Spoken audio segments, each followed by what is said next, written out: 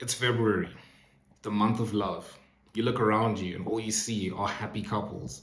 Everyone seems to be getting engaged. You go to church and that's all you see. And inevitably, you start to ask yourself a question that you usually ask yourself every so often. You look to God and you're like, when is it going to be my turn? Are you going to keep me single forever? Now, what a lot of people who make this kind of video relating to this topic aimed at Christians will try to do is they'll try to tell you why you're single, um, what you can do to stop being single, and how they heard a word from God that God is going to bring a spouse very soon. And the matter of the fact is that a lot of that is just garbage. Like, they don't know. You can't know. There are many reasons why you could be single, and those reasons aren't going to be the same for me that they might be for you. And you certainly cannot try and change something to manipulate God into giving you a spouse if he doesn't believe you're ready. And there's so many reasons, so many reasons. But what it tends to be a lot of the time is just genuinely just a case of waiting. Like, sometimes God is like, now is just not the time, but I've got someone for you in the future. And sometimes maybe God doesn't have someone for you in the future. Maybe he calls you to be single. Now, what I will say to caveat that is something my friend told me, who's a youth pastor, and he's got a theological degree and all of that, is that people who are called to be single wanted to be single. You look at someone like Paul, the way he spoke about singleness, he loved being single. And he doesn't believe that God would put something in your heart like this, where you have such a strong desire to have a spouse, just to be like, no, my plan is for you to be single. Now, could be the case, but probably not. So that I can say to just calm your nerves. But I'm not going to tell you why you're single in this video. I'm not going to give you a little hack. And I know it sounds stupid saying like that, but that's effectively what a lot of people do, when they're like, oh, go do this or whatever it is, and then God is going to bring you a spouse very soon. No, you can't know. But what I'm going to speak about in this video, as a single person, I'm guessing also another single person. I don't imagine people who are not single are watching this video. The things we should remember while we are single and how we can embrace singleness.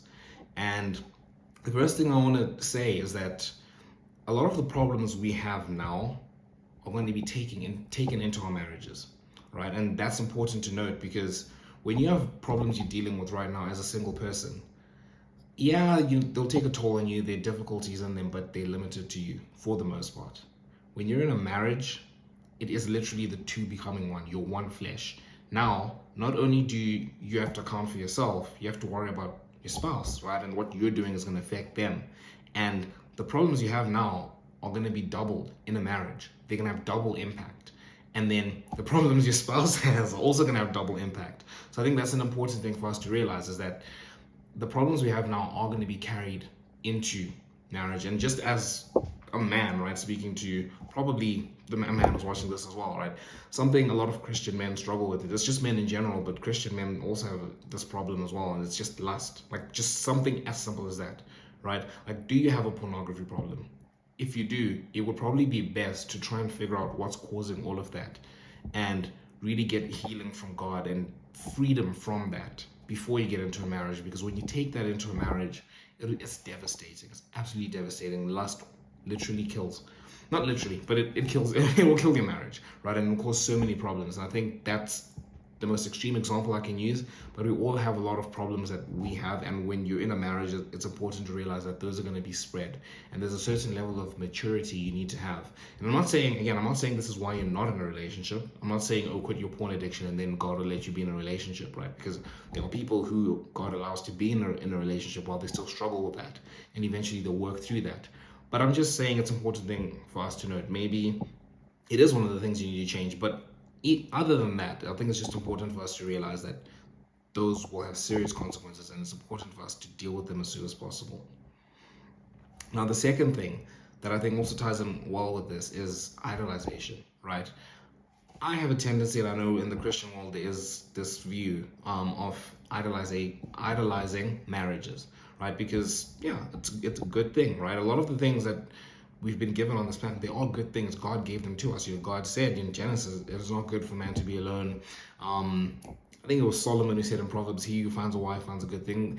I don't think anyone's disputing that marriage is a good thing, right? It is a show, or what can I say? It's not a mimicry, but it mimics what God, the relationship God has with us, right? Like that, it's a covenant. And I think it's definitely important. No one's going to argue that. But where the issue comes in, and this is what tends to happen with idolization, is that we take something good, we take a gift from God, and we put it above Him. We start to idolize that thing more than, we love God. And for a lot of us, idolization is something we kind of look at, like you'll be reading in the Pentateuch, for example, Genesis all the way to Deuteronomy, reading, and you're like, these Israelites, like, it genuinely seems like God does something incredible, the Israelites are happy, and then after a while they forget about him and they're flipping built up a golden calf and they're worshiping that, and we look at them and like, what are you doing? But we do the same things, but obviously now it's kind of in a different form, right? Because the reason the Israelites were so attracted to a lot of these gods was that they had different kinds of gods for all kinds of needs, right? They had fertility gods and they had like wealth gods and all of that stuff, and it's like we have the same thing nowadays, right? And a simple way to define idolization is something you put above God. So the best question I can put for this as a litmus test, and you'd have to be very honest with yourself because this is something within you, and I've also had to be very honest with myself, is if God was to come to you right now and say, I don't have marriage in the plans for you, like my plan is for you to be single, would you be happy with that? And I think it's something important for you to think about. Now, I've thought about this question quite a bit, and I've learned, like, I'll be fine. Like, I think I won't be happy to hear the news. I definitely won't. But I think I'll be fine because, again, literally the whole message of like Ecclesiastes is that nothing in this world really matters. All that matters is God, and it's something I'm beginning to learn, right? But this is something I wouldn't have been able to say like a year ago, right? And I wouldn't have had the introspection if I wasn't single, if I didn't have time to really think about this. And I think it's important for us to be like, no, we mustn't idolize marriage. Am I idolizing marriage? How can I change my mentality to stop idolizing it? Because it's ridiculous that we worship things that the Creator has created. How can we put the creation above the Creator? How can we put the gift above the giver? It just doesn't make any logical sense. But as humans, we get ourselves in those kinds of positions, and I think it's important for us to make sure we're not idolizing marriage while we are single. But to take this point further, I think the third thing I want to speak about is that I think we should embrace the time we have, right? Because being in a marriage, and I speak about marriage, I'm not really speaking about relationships in general here because the end goal is marriage, right? When you're in a marriage, and even in the dating phase, if you try to do it properly, it is kind of going to feel like a marriage. You're going to have somebody who you're going to have to take into account their feelings. When you're planning your life, it's going to be like, oh, what about this person? When you're planning your outings on the weekend, it's, oh, I need to account for this person, right? Once that happens, your life looks so different. And this is something like, for me, I've never been in relationships. I'm literally I don't know I've never experienced that life of like having somebody else who's like so close to you that you need to account for them in every single way, right? Your life looks so different because now you have to worry about someone else. And I think something that was kind of said in a video I was watching, like just encouraging singles, I guess, was that you're never gonna have as much time to dedicate to God as you are right now, right? Like, because picture this, like when you are married, now you two have to worry about each other's needs. And then when you start having kids, oh my goodness, when you start having kids, and this is something I have to remind myself of because I tend to look to the future. I tend to idolize the future and be like, oh, when I'm married and I have kids, life's gonna be perfect. But it's like, no, it's not. Like, I'm struggling right now to balance life. I'm struggling to balance like work, online ministry, like social life, and all of that. It's like when you have kids, and this is something I actually heard in a video by Alex Wilson, he's a founder of Six. And what he was saying is that like when you have kids, like time just keeps on getting taken from you. The older they get, like the more kids you have, right, the less your time is yours. But it wasn't Alex Wilson, I heard it somewhere else. But that's true, right? Like when you have kids, like their lives, they're completely dependent on you, like completely. And marriage is also it's just a step below that in terms of somebody being dependent on you, but it's still that level of like, my life is not my own anymore. We're like the two become one. So I think that's another like point of encouragement, is that you're never gonna have the time to just throw yourself into ministry. Like I look at myself right now. I serve at church. Like on Tuesdays we'll have Alpha, on Wednesdays we'll have connect groups, and then on Sundays I'm serving at church and stuff. And other days I genuinely like want to start having a lot more time to just spend alone with God. And when you have somebody else in your life, that time is getting like that chunk is just getting taken away because now you have someone else to account for. And I know I dream of like, and a lot of us do this as well, dreaming of like, oh, when you're married and you before you go to sleep, you like read the Bible with your wife or whatever it is. And it's like, that's cool. Like, you're going to want to do that. Like, that's a great thing to do. But you still also need your own alone time with God. And again, that's going to be cut into. Or if you keep that the same, it's going to cut into something else. And those are just things we need to remember before we start idolizing things. And these are things that just we have an opportunity to work out right now while we're single. But I think the ultimate thing to just caveat all of this, right, to just bring all of this into one point is Philippians 4 verse 13.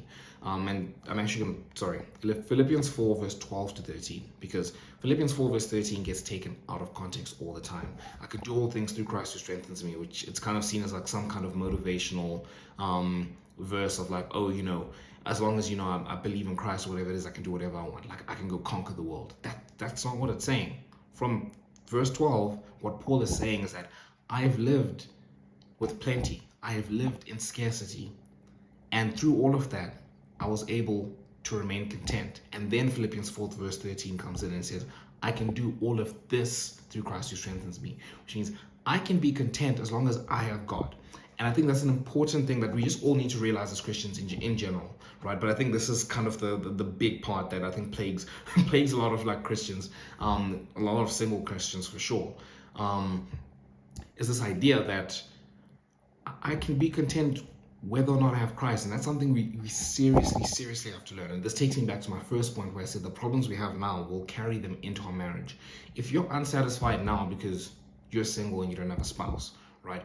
When you have a spouse, you're just going to find something else to be unsatisfied about. Because like Jesus said, if you drink of the water of this world, you'll be thirsty again. But if you drink of my water, you'll never be thirsty again, right?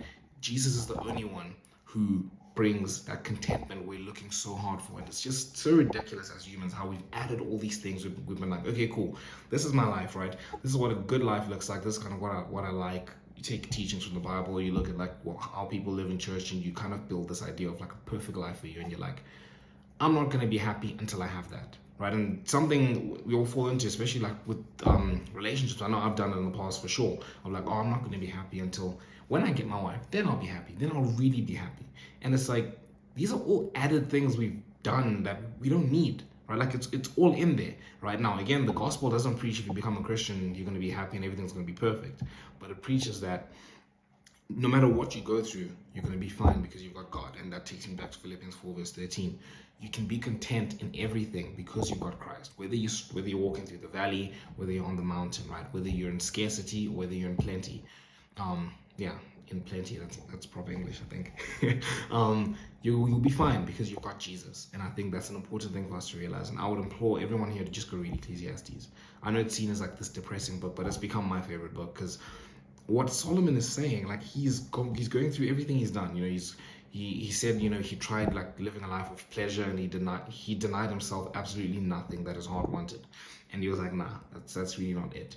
Then he lived a life of leisure. You know, you can picture him on the beach, you know, busy being fed grapes or whatever it is. And he was like, nah, that wasn't really it either. Then he tried to throw himself into his career. He said, you know, he built like vineyards and all this stuff. And at the end, and he said, there's a verse I actually highlighted myself. This is in Ecclesiastes 2. And he said, I surpassed everyone in Jerusalem. I think it was in Jerusalem or whatever. But basically he said he surpassed everyone, right? And that's something, as a man, I look at that and I'm like, that's something a lot of guys look to. It's like, ooh, you know, I'd love to be like, oh, you know, like I'm him, right? Like it's a thing people say. And I know obviously we're not supposed to aim for that as Christians for the reasons I'm stating in this video, right? But there's kind of a tendency as men to kind of have this purpose to like do something you can be proud of. And seeing Solomon say that I surpassed everyone, it's like, you've done something incredible, right? Like something incredible has happened here, right? And that's something you can look at and be like, if I had that, I'd be a little bit happy with myself. And Solomon is like, no, all of this was meaningless. It was vanity. It was vapor. Like he said, it was vapor. Something you try to grab onto and it just disappears because there's no substance to it, right? And everything he's saying, this is a man who's achieved everything. He's like, in the end, I just realized everything is vanity. All that matters is Jesus. And I think it's important for us to really hold that dear, because we really just chase around. We really just look around. It's so stupid. We've added all these things in our lives that we don't need. We really don't need. Nowhere in the gospel does it say, you have to be married and have this perfect job and have this perfect life and everyone must love you before you're happy. No, you have Jesus. Be content in that, right? He's everything. And again, seek you first the kingdom of God and all these things shall be added to you. That is also another verse that tends to be taken out of context of, if I follow God, then everything, then I'll have everything I ever need. And it's like, yes, you'll have everything you ever need, but not in the way you're looking at it of like, oh, I follow God, then I'll get rich, then I'll get all this and whatever it is. No, it's I follow God. Everything I'm trying to get, this contentment, this fulfillment, right, this love, everything I'm trying to get from these things I'm looking for, I will get from God. I don't need anything else to give me all this contentment that I'm looking for. And the line that really like brings all of this together was one I heard from Matt Chandler. He said that almost everyone in this congregation, he was preaching to his church, right? It's like almost everyone here has achieved something that they said in the past was going to make them happy. And once they did, they bought into the lie that what they really need to make them happy is more of what they already have.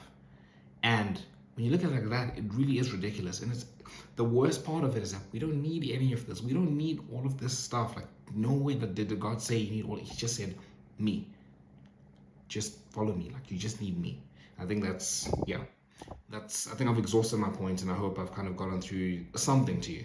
But yeah, you guys let me know what you think of the topic in the comment section below. Make sure you subscribe to join the community. Until next time, I'll see you guys.